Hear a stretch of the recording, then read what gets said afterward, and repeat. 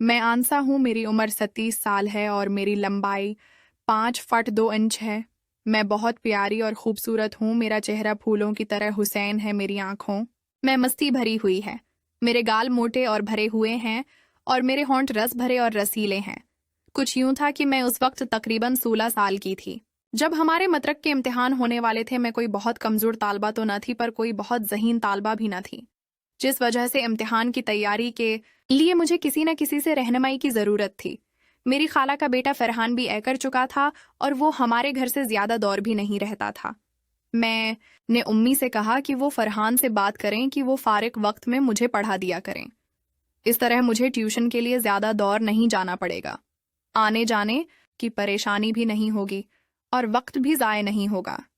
आमी ने उसी दिन फरहान से बात कराई और उन्होंने मुझे बताया कि उन्होंने फरहान से बात कर ली है और वो हर शाम 7 बजे से 9 बजे तक आया करेंगे मुझे पढ़ाने।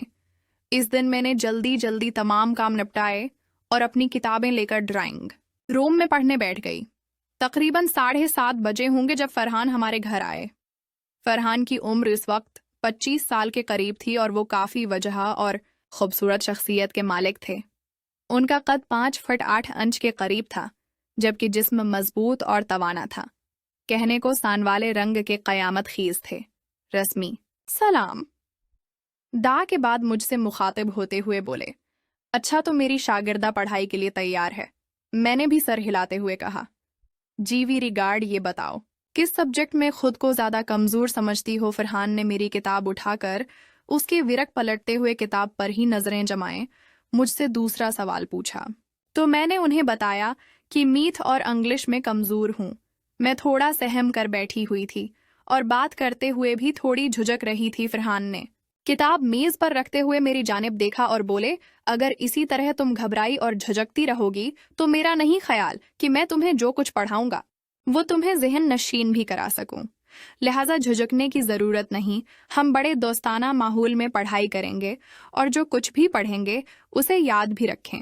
गेजी बेहतर, मैंने खुद को थोड़ा रिलैक्स जाहिर करने की कोशिश करते हुए बोला।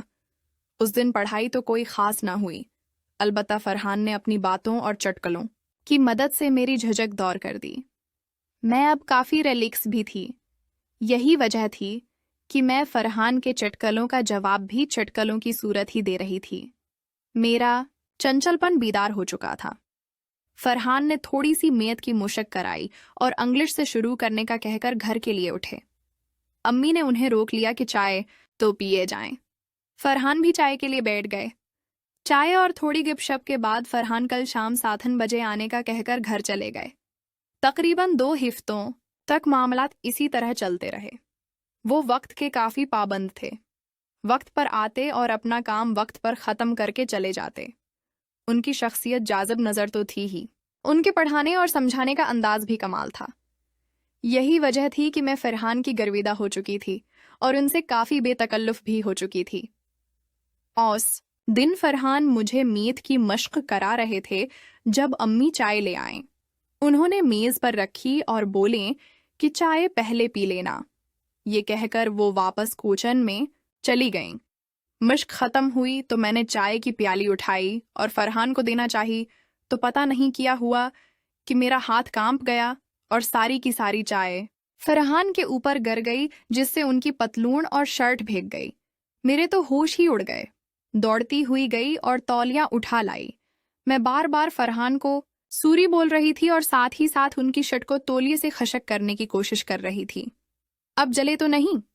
मैंने मुसलसल तौलिया रगड़ते हुए पूछा। चाय से तो नहीं जला, लेकिन अब तुम जरूर जला दोगी। मैंने उनके इस जमले को बिल्कुल भी न समझा और उसी तरह तौलिए से उनकी शर्ट को खिशक करने में लगी रही।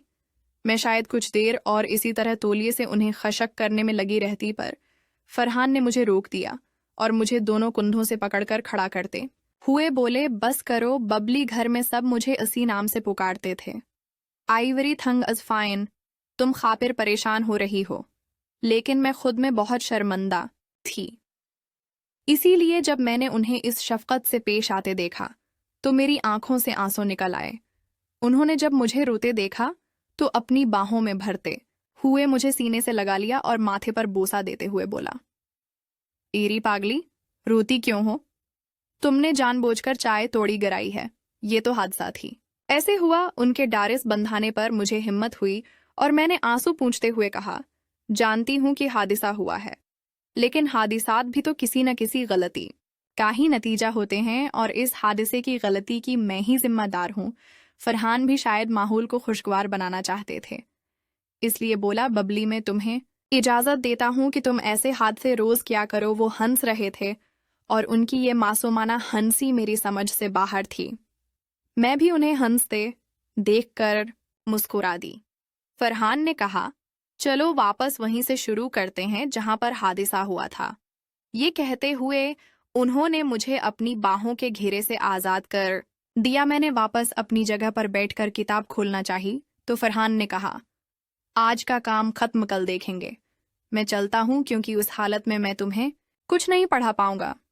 फरहान अपनी किस हालत के बारे में कह रहे थे मुझे कुछ पता न चला। मैं तो उस दिन जब मैं बस्तर पर थी तो ये वाकयात बार बार मेरे दिमाग में घूम रहे थे और ये सब इस वक्त तो मेरे लिए बेमानी थे, लेकिन अब उन वाकयात को सोचना अच्छा लग रहा था और मुझे पता ही न चला कि कब नींद नया घेरा और मैं नींद की गहरी वादी में गोते खाने लगी। इस रात मैंने 12 ख्वाब में फरहान को देखा। कभी हम किसी नदी के किनारे बैठे बातें कर रहे हो, कभी किसी पार्क के कोने में, कभी किसी बीच पर बैठे कुछ राज व नयाज की बातें कर रहे होते, कभी पहाड़ों, जंगलों और सहराओं में, कभी ठाठ मारते समंदर की लहरों से खेल रहे होते।